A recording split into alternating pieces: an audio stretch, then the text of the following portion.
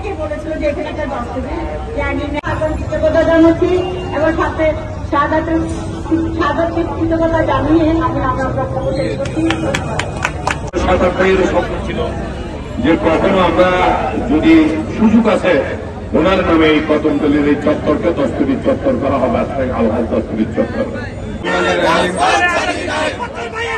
আজকে